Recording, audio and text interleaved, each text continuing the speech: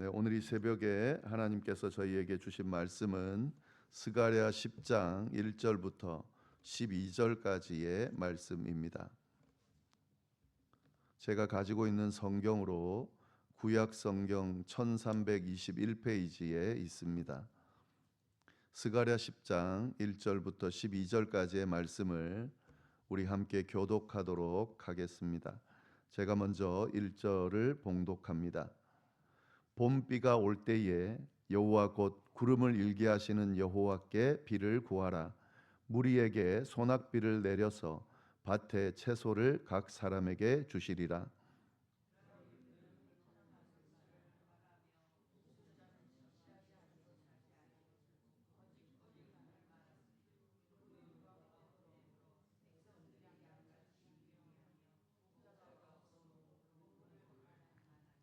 내가 목자들에게 노를 바라며 내가 숫 염소들을 벌하리라. 만군의 여호와가 그 무리 곧 유다 족속을 돌보아 그들을 전쟁의 준마와 같게 하리니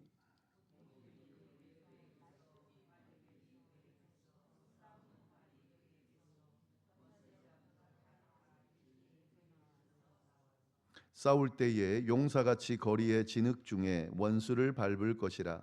여호와가 그들과 함께 한즉 그들이 싸워 말탄 자들을 부끄럽게 하리라.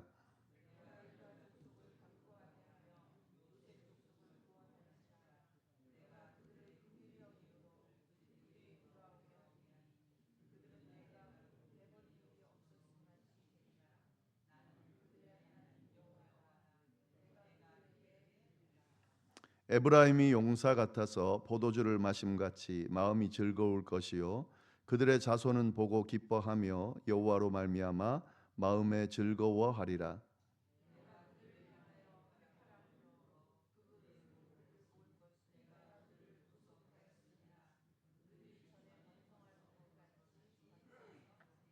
내가 그들을 여러 백성들 가운데 흩으려니와 그들이 먼 곳에서 나를 기억하고 그들이 살아서 그들의 자녀들과 함께 돌아올지라.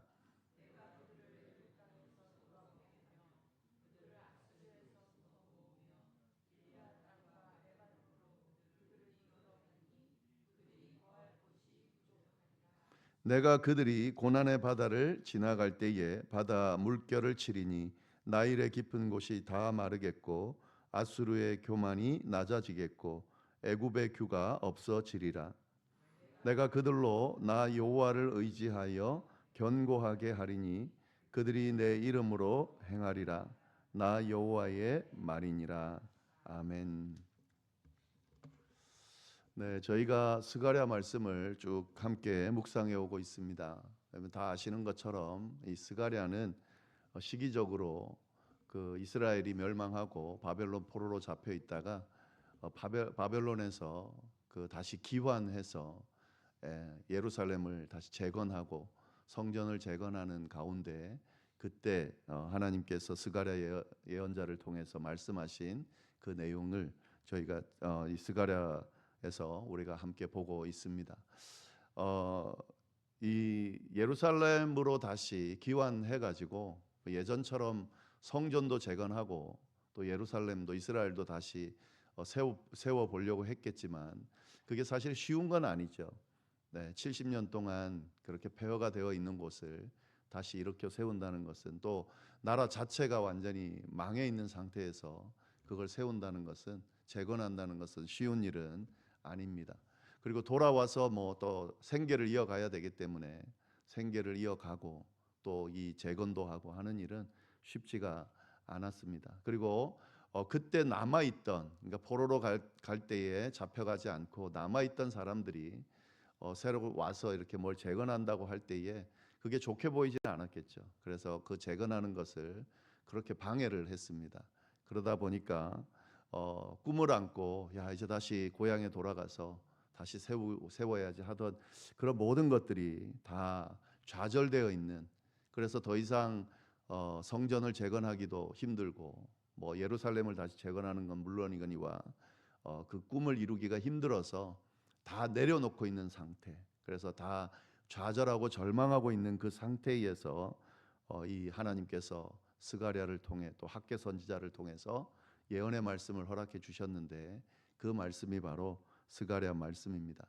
그러다 보니까 이 말씀은 다시 성전을 재건하라, 또 예루살렘을 다시 세워라 하는 말씀이 있을 수밖에 없고요. 그리고 이 말씀을 하시면서 내가 함께 할 거다, 내가 세울 거다, 내가 재건할 거다라고 하는 위로의 말씀, 그런 회복의 말씀이 포함될 수밖에 없게 되는 거죠. 그래서 스가랴 말씀은 그런 말씀입니다. 그렇게 절망에 있는 그런 이스라엘 백성들을 향해서 힘을 내라, 다시 한번 재건해 봐라, 내가 함께 할 테니, 내가 할 테니 너가 함께 그 나를 믿고 나를 의지하고 다시 한번 해봐라 하는 그런 말씀으로 쭉 이어진다는 것을 우리가 계속해서 살펴봤습니다.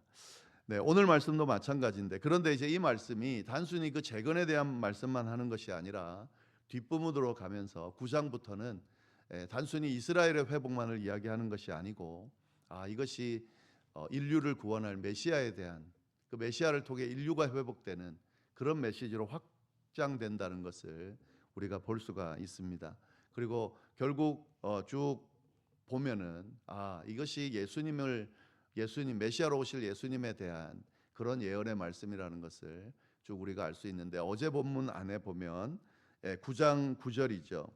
예수님께서 이제 십자가 사역을 감당하기 위해서 예루살렘 입성하실 때에 그때 이 예언의 말씀이 이루어지는 그런 내용을 우리가 함께 살펴봤습니다. 9절 말씀 제가 한번 다시 읽겠습니다. 9장 9절 말씀입니다.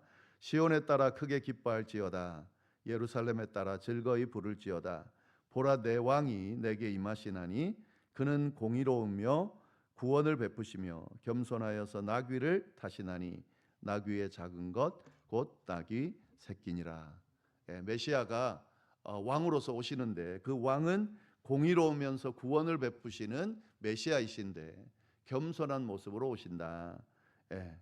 보통 왕이 입성할 때는 말을 타거나 그렇게 해서 굉장히 좀 위험 있게 오는데 이 구원을 이룰 메시아는 겸손하게 나귀 새끼를 타고 온다라고 예언을 했는데, 그 예언의 말씀처럼 예수님이 그렇게 나귀 새끼를 타고 예루살렘에 입성하는 그런 이 예언이 이루어지는 그런 모습을 보여줍니다. 그러니까 결국 이 말씀들은 오실 메시아, 특별히 예수 그리스도를 예비하는, 그렇게 계시하는 그런 말씀이라는 것을 우리가 봤습니다. 오늘 본문도 마찬가지입니다. 오늘 본문도 이 이스라엘 백성들을 향해서 예루살렘의 회복, 이스라엘의 회복에 대한 말씀을 하시지만 결국에는 이 말씀이 인류의 회복, 인류의 구원에 대한 메시지로 이어진다라는 것을 우리가 염두에 두면서 오늘 말씀을 또 좀 보시면 좋겠습니다. 1절 말씀을 보시면은 이렇게 시작을 합니다. 봄비가 올 때에 여호와 곧 구름을 일게 하시는 여호와께 비를 구하라. 무리에게 소낙비를 내려서 밭의 채소를 각 사람에게 주시리라. 지금 뭘 이야기하냐면 하나님 앞에 비를 구하라라고 하는 그런 메시지를 이야기하고 있습니다. 여기서 봄비가 올 때에라고 할 때 이 봄비가 참 중요한데요. 이스라엘 백성들에게 이 봄비는 늦은 비라고도 표현을 합니다. 그래서 이른 비와 늦은 비가 있습니다. 이 이스라엘 지역에 있는 이른 비가 내릴 때는 보통 파종을 할 때에, 씨를 뿌릴 때에 이 비가 되게 중요합니다. 씨를 뿌리고 난 뒤에 충분히 물이 있어야 되는데 그 파종하는 시기가 언제냐면 이른 비가 올 때입니다. 그리고 이 봄비는 늦은 비입니다. 늦은 비는 마지막에 추수하기 직전에 비가 충분히 와줘야 되는데 그때 오는 비가 늦은 비입니다. 근데 그 비가 봄에 오는 비거든요. 그래서 봄비라고 이야기를 합니다. 그러니까 지금 결실을 맺을 그때에 하나님 앞에 비를 구하라라고 이야기를 하고 있는 거죠. 이스라엘 백성들이 이제 하나님께서 함께 하셔서 이 구원의 사역이 이루어지고 이제 이렇게 열매들이 맺히는 그 시기에 그때 필요한 것이 하나님의 은혜거든요. 하나님의 함께 하심이고 하나님의 역사고, 그때야말로 진짜 하나님이 힘을 주셔서 그렇게 열매를 맺을 수 있도록, 결실을 맺을 수 있도록 도와주셔야 되는 상황에서 이 말씀을 하고 있는 거죠. 이 이스라엘 백성들은 봄비를 구하라라고 하면 딱 알죠. 단순하게 우리 농사 잘 되게 비를 구하라라고 하는 정도의 의미가 아니라 하나님의 은혜를 구하라라는 것과 연결되어서 이해하고 있었기 때문에 이 말씀, 이 예언의 말씀을 통해서 하나님의 은혜를 구하라라고 하는 것을 이해할 수 있는 거죠. 그래서 지금 그 예언의 말씀을 하고 있는 겁니다. 봄비가 올 때에, 봄비가 올 시즌에 그때 하나님 앞에 비를 구해라. 하나님의 열매, 하나님의 결실이 이루어질 때에, 하나님의 구원이 이루어질 때에 그때 하나님께 은혜를 구하라라고 하는 그런 예언의 말씀을 지금 하고 있는 겁니다. 여기서 보시면은 봄비 때에 여호와께 비를 구하라라고 하면서 뭐라고 명확히 이야기하냐면 여호와가 번개를 만드사 그들에게 소나기를 내리시니 각 사람의 밭에 채소를 위하여 비를 주시리라. 이 봄비가 누구로부터 주어지는지를 분명하게 알려주는 그런 말씀이죠. 하나님께서 봄비를 허락하시기 때문에 정확하게 그 봄비를 주시는 하나님께 기도해라, 구하라라고 지금 이야기를 하고 있는 겁니다. 마찬가지입니다. 하나님이 결실을 맺게 하고 어떤 영적인 그리고 어떤 하나님의 은혜로 채워주시는 분이시라는 것을 분명하게 하면서 그 하나님께 은혜를 구하라라고 하는 말씀이 이 말씀의 의미인 거죠. 왜 이런 말씀으로 시작하시냐면 2절 말씀 때문입니다. 그 이유가 나옵니다. 2절 말씀을 보시면은 드라빔들은 허탄한 것을 말하며 복술자는 진실하지 않은 것을 보고 거짓 꿈을 말한즉 그 위로가 헛됨으로 백성들이 양같이 유리하며 목자가 없으므로 공고를 당하나니. 이 말씀이 주어지는 그때 상황이 어떤 상황이냐면 이스라엘 백성들이 하나님의 백성인데 그런데 이 이스라엘 백성들이 누구를 바라보면서 누구에게 기도하고 누구에게 도움을 요청했냐면 우상들에게 도움을 요청했다 하는 거죠. 여기 드라빔이라는 것은 그 집안을 지키는 신, 이걸 의미합니다. 그러니까 자기 집안을 지킨다고 하는 그 우상들을 섬기면서 그 우상들에게 허탄한 말을 한다는 말은 뭐냐면 구한다는 거죠. 도움을 요청한다는 거죠. 뭐 1절과 연결해 본다면 비를 구한다는 거죠.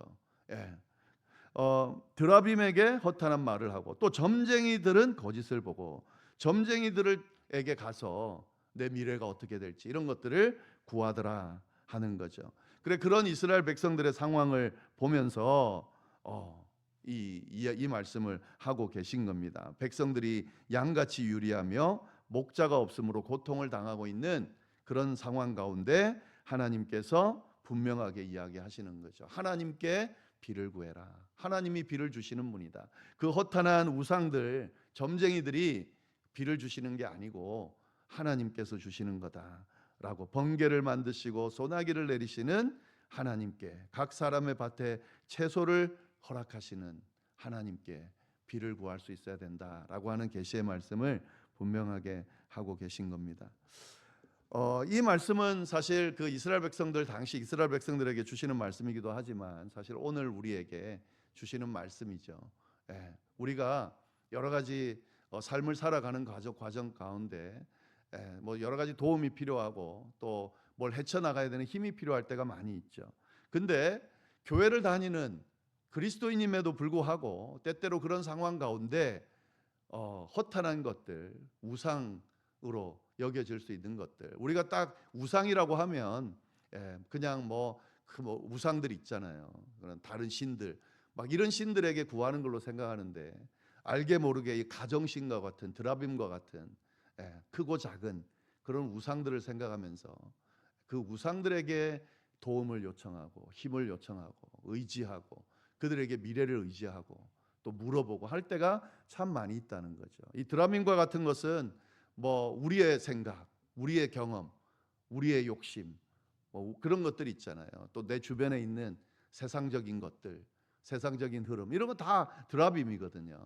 이런 것들을 생각하면서 이런 것들을 의지하고 이런 것들이 도움을 줄 줄 알고 그것들을 자꾸 의지하려고 하는 그런 모습들이 많이 있습니다. 그리스도인임에도 불구하고요. 그런 우리들에게 오늘 이 계시의 말씀이 분명하게 이야기하고 있습니다. 허탄한 말을 하며 거짓을 보는 드라빔과 점쟁이들에게 찾아가지 말고 비를 주시는 분, 은혜를 주시는 분, 능력을 주시는 분, 해결책을 주시는 분, 우리의 길을 형통하게 인도하시는 분, 그 하나님 앞에 비를 구하고 의지할 수 있어야 된다. 그래야 바른 결실을 맺을 수 있고 응답을 맺을 수 있다라고 분명하게 이야기하고 있습니다. 이걸 믿는 사람들이 그리스도인이죠. 이걸 안 믿는다 그러면 나는 못 믿겠다. 나는 하나님이 비를 주시는 분일 수도 있고 그렇지 않을 수 있다. 이러면은 이제 이건 의미가 없는 겁니다. 그러나 그리스도인이라면 이 말씀에 귀를 기울일 필요가 있습니다. 우리가 의지하려고 하는 드라빔들이 있는지를 잘 보고 제거할 수 있어야 됩니다. 그것들은 우리에게 참된 비를 주는 그런 존재들이 아닙니다. 허탄한 것들, 잘못된 것들, 거짓된 것들을 우리에게 주는 거죠. 잘못된 희망을 가지게 하는 거죠. 하나님을 의지하지 못하게 하는 그런 어떤 것들이죠. 비를 주시는 분은 하나님이시다. 봄비 때에 여호와께 비를 구하라. 이 말씀 잘 새겨놓고 한번 깊이 묵상해 보시면 좋겠습니다. 봄비가 필요할 때에 봄비를 주실 수 있는 하나님, 그 하나님께 구하라. 그러면 어떻게 합니까? 그분이 각 사람의 밭에 채소를 위하여 각 사람의 기도 제목을 알고 계시는 분이 뭘 주신다고요? 비를 주시리라. 너무 심플하죠. 봄비 때에 여호와께 비를 구하면 그 비가 필요한 사람들에게 비를 주신다. 이 말씀이 오늘 계시의 말씀을 통해서 우리에게 선포되고 있습니다. 네, 3절 말씀 쭉 그 말씀들을 보겠습니다. 내가 목자들에게 노를 바라며 내가 순념소들을 벌하리라. 만군의 여호와가 자기 양떼 곧 유다 족속을 권고하여 그들의 전쟁에 준마와 같게 하리라. 이 하나님께서 지금 이 이스라엘 백성들의 이런 우상을 의지하고 있는 모습들을 보면서 누구에게 지금 진노하시냐면 목자들에게 진노하신다. 여기서 목자들은 이스라엘을 이끄는 잘못된 지도자들이죠. 하나님이 아닌 그런 다른 우상들에게 이끄는 지도자들에게 이야기를 하시는 거죠. 그들을 벌하리라. 그들을 내가 가만두지 않겠다. 라고 하는 말씀. 양떼들을 하나님께 인도하지 않고 잘못된 길로 인도하는 이들에게 하나님께서 이 경고의 말씀을 쭉 하고 계십니다. 그 다음에 4절 말씀 보시면은 모퉁이 똘이 그에게서 나오며 말뚝이 그에게서 나오며 싸우는 활이 그에게서 나오며 모든 압제자가 그에게서 함께 나올 것이다. 여기서 그라는 것은 이스라엘 백성들을 이야기하죠. 근데 그 이스라엘 백성들 안에 모퉁이 똘, 말뚝, 싸우는 활이 나올 거다라고 하는 건데 이거 이제 이스라엘을 구원할 메시아가 이 이스라엘 백성들 가운데 나올 거다라고 하는 말씀입니다. 네. 그리고 이제 5절부터 7절 말씀을 쭉 보면은 제가 말씀드린 하나님께서 늦은 비를 주시는데 그 늦은 비의 의미가 다시 회복시키고 싸울 수 있게 하고 힘을 주시는 그런 능력들을 주신다라고 하는 말씀들이 쭉 나옵니다. 5절부터 7절 말씀도 그렇고요. 또 8절부터 7절 말씀도 흩어져 있는 모든 하나님의 백성들을 다 모으고 회복시켜 주실 것이다 라고 하는 말씀이 쭉 이어지고 있습니다. 우리가 하나하나 다 볼 수는 없고 마지막으로 11절 12절 말씀만 보고 말씀을 좀 정리하도록 하겠습니다. 11절 12절 말씀 우리 한번 같이 읽어보겠습니다. 시작. 내가 그들이 고난의 바다를 지나갈 때에 바다 물결을 치리니 나일의 깊은 곳이 다 마르겠고 아수르의 교만이 낮아지겠고 애굽의 규가 없어지리라.